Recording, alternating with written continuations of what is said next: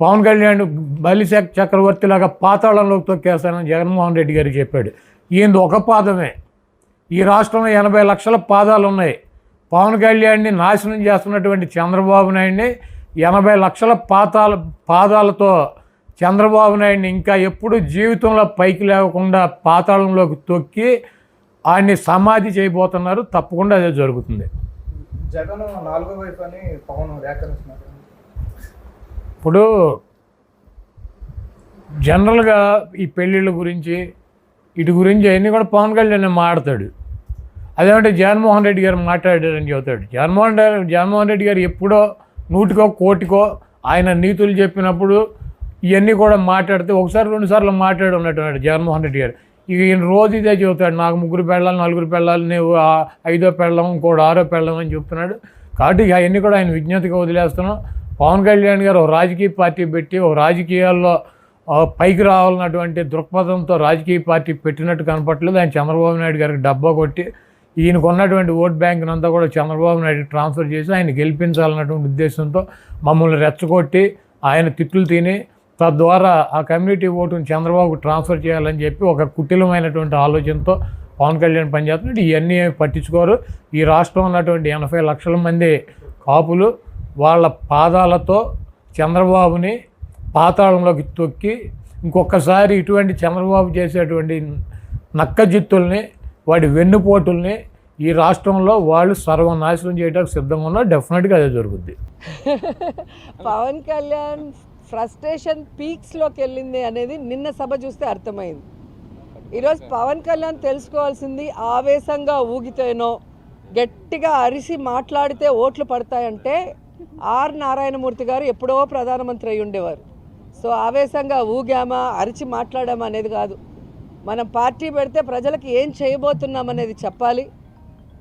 ఆ అధికారంలో వచ్చే క్రమంలో ప్రతిపక్ష నాయకుడిగా ఏం చేశాము అనేది ఇక్కడ ప్రజలందరూ కూడా గమనిస్తారు.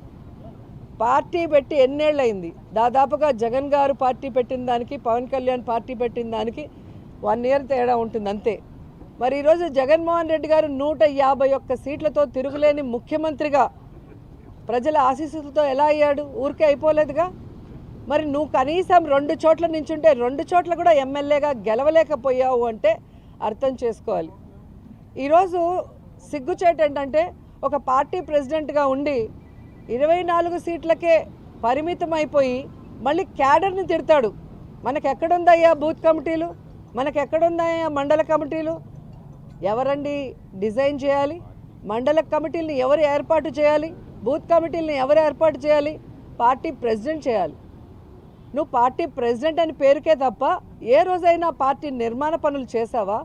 నీ తప్పుని ఈరోజు కార్యకర్తల మీద జన సైనికుల మీద రుద్దాలని నీ ఫ్రస్ట్రేషన్ని చూపించడం అనేది సిగ్గుచేటు. ఈరోజు ముష్టి 30 సీట్లు కూడా తెచ్చుకోలేని నువ్వు నిన్న జగనన్ననే అతపాతాలానికి తొక్కుతానంటున్నావు. నువ్వు చంద్రబాబు నాయుడు దగ్గర ఊడిగం చేస్తూ ఈరోజు అధపాతాలానికి వెళ్ళావు అనేది నిన్న మీటింగ్తో స్పష్టంగా అర్థమైపోయింది. నేను ఒక మాట అడుగుతానయ్యా పవన్ కళ్యాణ్ గారు, చెప్పండి. ఎంతో రాజకీయ భవిష్యత్తు ఉన్నటువంటి వ్యక్తి వంగవీటి మోహన్ రంగారావు గారిని నడి బజారులో నరికినప్పుడు నీకు బాధ కలగలేదా అని అడుగుతా ఉన్నా. అంతేకాదు, నీతికి నిజాయితీకి పేరు పొందినటువంటి వ్యక్తి, ఎవరికి అమ్ముడుపోనటువంటి వ్యక్తి, కాపు ఉద్యమం కోసం కృషి చేసినటువంటి వ్యక్తి ముద్రగడ పద్మనాభాన్ని కొట్టినప్పుడు, ముద్రగడ పద్మనాభం గారి భార్య పిల్లల్ని వేధించినప్పుడు కలగని బాధ చంద్రబాబు నాయుడు దొంగ దొరికితే 52 రోజులు జైల్లో పెడితే బాధ కలిగిందా? ఏం వ్యక్తిత్వమయ్యా నీది? దేనికి ఆశపడుతున్నావయ్యా నువ్వు? వాస్తవాలు మాట్లాడలేవా అని నేను అడుగుతా ఉన్నా. తెచ్చిపెట్టుకున్న ఆవేశం, తెచ్చిపెట్టుకున్నటువంటి కోపం, అరుపులు ఏమిటి రాజకీయాల్లో నాకు అర్థం కానటువంటి పరిస్థితి. జగన్మోహన్ రెడ్డి గారి మీద విరుచుకుపడేటటువంటి మాటలు. తొక్కేస్తాడంట, అధపాతాళానికి తొక్కేస్తా అంట. నిన్ను పుట్టించిన వాడు రావాలి అధపాతాళానికి జగన్మోహన్ రెడ్డి గారిని తొక్కడానికని మనవి చేస్తున్నా. జగన్మోహన్ రెడ్డి గారిని అధపాతాళానికి తొక్కగలిగినటువంటి శక్తి నీకుందా? ఒకసారి ఆలోచించుకో. నీ అంతరాత్మను అడుగు. ఒంటరిగా గుండె మీద చేసుకుని ఆలోచన చేయమని మనవి చేస్తున్నా. జగన్మోహన్ రెడ్డి గారి గురించి మాట్లాడే నైతిక హక్కు లేనటువంటి వ్యక్తివి నువ్వు. తండ్రి మరణిస్తే రాజకీయాల్లోకి వచ్చి భయపడుకోకుండా ముందుకు వెళ్ళినటువంటి వీరుడు జగన్మోహన్ రెడ్డి. ఏది అనుకున్నాడో దానికోసం ప్రయత్నం చేసే వ్యక్తి, రాజీ పడని వ్యక్తి జగన్మోహన్ రెడ్డి గారు. అలాంటి జగన్మోహన్ రెడ్డి గారిని పట్టుకొని ఇంకో మాట అన్నాడు, నేను నీకు తొక్కకపోతే నా పేరు పవన్ కళ్యాణ్ కాదని. నీ పేరు అసలు పవన్ కళ్యాణే కాదు, రాసుకో. వాళ్ళు చెప్తున్నా, ఈ మాట మీద నిలబడు. ఇంకోటి నువ్వు అడిగింది నాలుగో పెళ్లి గురించి చెప్తా. స్నేహం అంట, స్నేహం చేస్తే చచ్చే వరకు నాది స్నేహం. అబ్బబ్బబ్బబ్బా, సిపిఐతో స్నేహం చేసావుగా, చచ్చేదాకా ఉండవా? సిపిఎంతో స్నేహం చేసావుగా, చచ్చేదాకా ఉండవా? చెప్పయ్యా. అక్కడిదాకా ఎందుకు బీజేపీతో స్నేహం చేస్తున్నావుగా, చచ్చేదాకా ఉండవా? ఎన్ని దొంగ మాటలయ్యా, నాకు అర్థం కాలేదు. శత్రుత్వం ఉంటే చచ్చేదాకా శత్రుత్వం అన్నావు. నువ్వు అన్నావుగా, చంద్రబాబు నాయుడుతో శత్రుత్వం అన్నావు, లోకేష్తో శత్రుత్వం అన్నావు. ఎక్కడి దాకా ఉన్నావు శత్రుత్వం? నువ్వు అసలు మాట మీద నిలబడేవాడివేనా? అసలు ఒక చోట నిలబడేవాడివేనా? ఒకటి పక్కన నిలబడేవాడివేనా? ఎవడు పక్కన పడితే ఆడి పక్కన మాట్లాడతావు. అదేమంటే నా వ్యక్తిగత జీవితం గురించి మాట్లాడుతున్నారు. ఏ జగన్ అరుపు ఇంతకన్నా పెద్దదిలే, నేను సింపుల్గా అంటున్నా. నీ సంగతి నాకు బాగా తెలుసు. జూబ్లీ హిల్స్లో చెక్ పోస్ట్ దగ్గర నువ్వు చేసినవి అని తెలుసు. టన్నుల కొద్దీ నా దగ్గర సమాచారం ఉంది. ఇవ్వవయ్యా, టన్నుల కొద్దీ ఉంటే సమాచారం. What is black mail? ఎంత చీప్ బ్లాక్ మెయిల్ చేస్తున్నావు?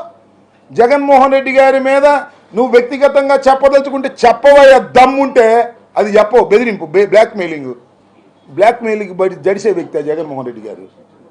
నాకు 3 పెళ్ళిళ్ళు 4 పెళ్ళిళ్ళు అంటున్నావు, నన్ను దత్తపుత్రుడు అంటున్నావు. చెప్పని అడుగుతున్నా. ఎస్, నీకు మొదటి పెళ్లి కాలేదా? రెండో పెళ్లి కాలేదా? మూడో పెళ్లి కాలేదా? నాలుగో పెళ్లి కాలేదు. నాలుగో పెళ్ళని నువ్వా అంటున్నావు. నాలుగో పెళ్ళం ఎవరో కాదు, నేనే. నాదెళ్ళ మనోహర్ నాలుగో పెళ్ళం. మేము మా చేత ఎందుకు చెప్పించుకుంటా? ఏమి నాకు అర్థం కాలేదు. జగన్మోహన్ రెడ్డి పెళ్ళామా? నీకు చంద్రబాబుకి మొగుడు జగన్మోహన్ రెడ్డి గారు, గుర్తుపెట్టుకోమని మనం వచ్చేస్తున్నా. ఇది ప్రజావాక్కు, నేను చెప్పేది కాదని మనం వచ్చే. రాజకీయంగా మీ ఇద్దరికి మొగుడు జగన్మోహన్ రెడ్డి గారు తప్ప మరొకరు కాదు. నీ నాలుగో పెళ్ళం మనోహరు, అందరికీ తెలిసినటువంటి సత్యం ఇది. ఏం మాట్లాడుతున్నావు నువ్వు? నేను ఒక్కటి మనవి చేస్తున్నా, నేను అందరికీ మనవి చేస్తున్నా. ముఖ్యంగా తెలుగుదేశం ఏ మాటగా ఆ మాట చెప్పాలి. చంద్రబాబు ఎంతవరకు లిమిట్స్లో మాట్లాడాలో అంతవరకు లిమిట్స్లో మాట్లాడితే కొద్దిగా ఎక్స్ అయ్యాడు. నీ దుంప దగ్గర నువ్వేందయ్యా పిచ్చి పిచ్చి పిచ్చి పిచ్చి అరుపులు, పిచ్చి పిచ్చి గందరగోళాలు. అయ్యా జన సైనికులారా, కాపు సోదరులారా, పునరాలోచించుకోండి. ఇతని వల్ల రాజకీయ పార్టీని నడపడం కాదు, రాదు. ఏ చంద్రబాబు భుజం మీద వేసి వెళ్ళిపోతాడు. నేను మనవి చేస్తున్నా, ఈ దుర్మార్గమైన రాజకీయాల్లో పవన్ కళ్యాణ్ అనేటువంటి వ్యక్తి ఏదో ఆటలో అరటిపండులాగా కొంతకాలం ఉండే వ్యక్తే కానీ, అయ్యా 10 సంవత్సరాలు అయింది రాజకీయ పార్టీ పెట్టి. అసలు ఎందుకు 24 తీసుకున్నావు నాకు అర్థం కాదు. అనవసరంగా ఆ 2014 లాగా ఫ్రీగా సపోర్ట్ చేయరాదు. ఎందుకు వచ్చింది గొడవ? 24 మందిని నువ్వు తీసుకున్న వాళ్ళని పెట్టలేకపోతున్నావు. నువ్వు ఎవరిని పెట్టాలి నీకు అర్థం కాదు. అసలు ఈ 10 సంవత్సరాల్లో 175 సీట్లకి 175 మందిని పెట్టి గెలిపించుకోవాలనేటువంటి తృష్ణ కానీ చిత్తశుద్ధి కానీ నీకు ఎప్పుడైనా ఉందా? మొత్తం టోటల్గా ఒకసారి నెక్కెళ్ళి చూసుకోండి. లేవు. ప్రతిసారి జగన్ నీ గురించి నా దగ్గర సమాచారం ఉంటే దాచుకుని మురగబెట్టుకోవటం ఎందుకు? పెట్టవా బయటికి. ఈ టన్నుల సమాచారాన్ని బయటెట్టు. బ్లాక్ మెయిలింగా? జగన్ దగ్గర బ్లాక్ మెయిలింగ్లు కుదరవు. బేరాలు ఉండవమ్మా పవన్ కళ్యాణ్. జగన్మోహన్ రెడ్డి దగ్గర బేరాలు ఉండవమ్మా. చేతనైంది చేసుకో పవన్ కళ్యాణ్. నీ దగ్గర టన్నుల సమాచారం ఉంటే జగన్ నువ్వు సభలు పెట్టి సిద్ధం అని చెప్తున్నావు. నీకు యుద్ధాన్ని ఇస్తాను మర్చిపోబాకంట పవన్ కళ్యాణ్ చెప్తున్నాడు. యుద్ధాన్ని ఇస్తాడంట. మరి 2014 ఎన్నికల్లో ఏమి ఇచ్చావు జగన్కి? అప్పుడు జగన్కి వ్యతిరేకంగా పనిచేసావు కదా. 2019లో కూడా జగన్మోహన్ రెడ్డి గారికి వ్యతిరేకంగా నువ్వు పోటీ చేసావు కదా. ఏం చేసావని అడుగుతున్నా. అప్పుడు యుద్ధాన్ని చూపించలేకపోయావా? సరుకు లేదా? గుండు లేవా? మందుగుండు సామాగ్రి.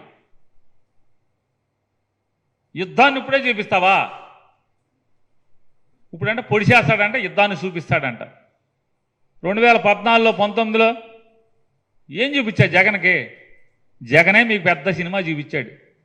మడిసి తొంగబెట్టాడు. అమరావతి రాజధాని అంట. జగన్మోహన్ రెడ్డి మూడు రాజధానులు అంటాడు. 3 చోట్లకి వెళ్తారా ప్రజలు అని మాట్లాడుతున్నాడు.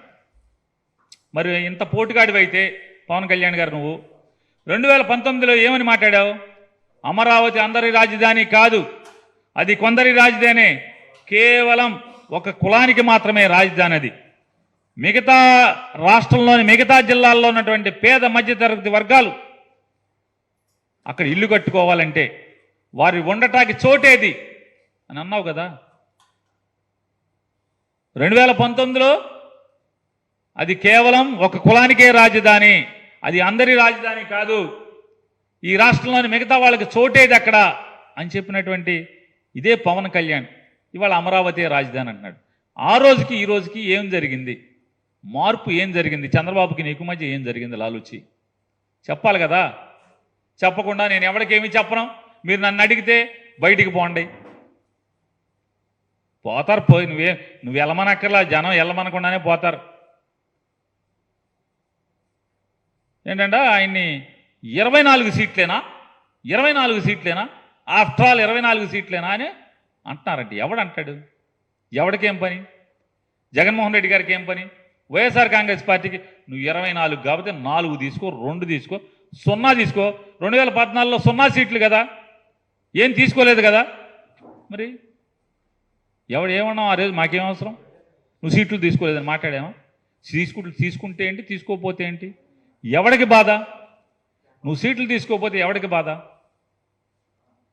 ఒక విరివాడ రామచంద్రరావుకి బాధ, ఒక దుర్గేష్కి బాధ, లేదా ఆశ పెట్టుకున్నటువంటి జగ్గంపేటలో కుర్రోడు ఎవడో గుళ్ళో పడుకున్నాడు ఇవాళ కూడా. ఆయన పేరేంటి సార్? ఏంటి సార్? సూర్యచంద్ర అంట. ఆ సూర్యచంద్ర లబో దిబ్బమని ఏడుస్తున్నాడు, అతనికి బాధ. లేదా మీరు హాస్పిటల్లో నిరాహార దీక్ష చేస్తుంటే ఫోన్ చేసి నా మాటిను నేను ముఖ్యమంత్రి అవుతాను, నేను ముఖ్యమంత్రిగా పోటీ చేస్తాను, నువ్వు నిమ్మరసం తీసుకోమని ఏలూరు హాస్పిటల్కి ఫోన్ చేసినటువంటి హరిరామ్ జోగి గారికి బాధ. లేదా మీ పార్టీ మనుషులందరినీ కూడా పంపించి జోలపాట పాడి ముద్రగడ పద్మనాభం గారి ఇంటికి అయోధ్య వెళ్ళాక వస్తాను, కాశీ వెళ్ళాక మీ ఇంటికి వస్తాను కౌర్లు చేసింది మీరు కదా. ఏమనుంటే బాధ ముద్రగడ పద్మనాభం గారికి ఉండాలి, లేదా మీ జెండా మోసే కార్యకర్తలకు ఉండాలి. ఏంట్రా మనోడు ఇంత దిగజారిపోయాడని చెప్పని, లేదా నీకు ఓటేద్దాం అనుకున్నటువంటి మన కాపులకు ఉండాలి బాధ. వైఎస్ఆర్ కాంగ్రెస్ పార్టీకి ఎందుకు బాధ? నువ్వు 24 తీసుకుంటే ఏమి తీసుకోకపోతే ఎవడికి బాధ? వాముడు అంటున్నాడ జగన్మోహన్ రెడ్డి, నాకు జగన్ నాకు 24 సీట్లు తీసుకున్నా అని నేను అనుకుంటున్నావేమో, నేను వామనుడు లాంటోడి పొట్టోడిని అనుకుంటున్నావేమో. బలిచక్రవర్తిని తొక్కినట్టు తొక్కేస్తాడంట. అసలు బలిచక్రవర్తికి వామనుడికి ఏంటి కథ? బలిచక్రవర్తి ఒక రాక్షస రాజు. బలిచక్రవర్తి దగ్గర దానం పొందినోడు ఎవడు? విష్ణుమూర్తి వామనుడి రూపంలో వచ్చినటువంటి దశావతారాల్లో ఒక భాగమైనటువంటి విష్ణుమూర్తి వచ్చి వామనుడి రూపంలో వచ్చి దానం పొంది ఆ 3 దానాల్లో 3వ దానం కింద నెత్తి మీద కాలు పెట్టి పాతాళానికి తొక్కాడు రాక్షస రాజుని. ఇక్కడ దానం పొందింది ఎవరు? 24 సీట్లు దానం పొందింది ఎవరు? ఎవరి దగ్గర ఎవరు పొందారు? ఎవరి దగ్గర ఎవరు పొందారు? 24 సీట్లు దానం పొందిన వామనుడు నువ్వు ఎవరిని తొక్కాలి ఇప్పుడు? నీకు సీట్లు దానం చేసిన చంద్రబాబుని పాతాళానికి తొక్కుతావు ఖాయంగా. రేపు జరగబోయేది అదే, పాతాళానికి తొక్కేస్తా. ఈ సొల్లు గౌర్లు ఇవన్నీ కూడా దానం వచ్చి పాతాళాన్ని తొక్కుతా అంటే ఎవరిని తొక్కుతావు పాతాళానికి?